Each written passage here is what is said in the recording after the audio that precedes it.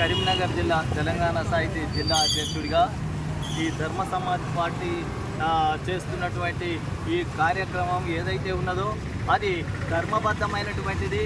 దళిత బహుజన పీడిత ప్రజానీకానికి అందరికీ ఏదైతే అత్యవసరమో దానికోసం వీళ్ళు చేస్తున్నారు. ఇది న్యాయబద్ధమైనటువంటి పోరాటం.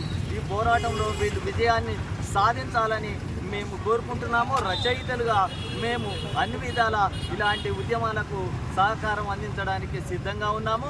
అయితే మనిషికి ఫస్ట్ ఈ భూమి మీద పుట్టినటువంటి మనిషికి మొదట కావలసినటువంటిది ఏంటి అంటే ఆహారం. తర్వాత ఒంటి చలి నుంచి ఎండ నుంచి ఇవన్నీ ప్రకృతి పరిస్థితుల నుంచి కాపాడుకోవడానికి కావాల్సింది గుడ్డ, తర్వాత తలదాచుకోవడానికి గూడు. ఇవి 3 ప్రధానమైన అంశాలు. వీటి తర్వాత మనిషికి కావలసినది ఏంటి? ఆరోగ్యం. తర్వాత కావలసినటువంటిది ఏంటిది? జ్ఞానం.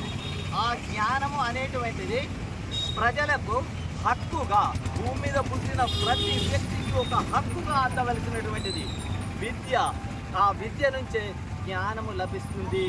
జ్ఞానము అంటే ఈ సమాజం ఎలా ఉంది, ఈ సమాజంలో మనం ఎలా బ్రతకాలి, సమాజంలో మన పాత్ర ఏంటి అనేటువంటిది, తనకు సమాజం నుంచి రావలసినటువంటిది ఏంటివి, తను సమాజానికి ఇవ్వవలసినటువంటిది ఏంటి అనేటువంటిది తెలిపేది జ్ఞానం.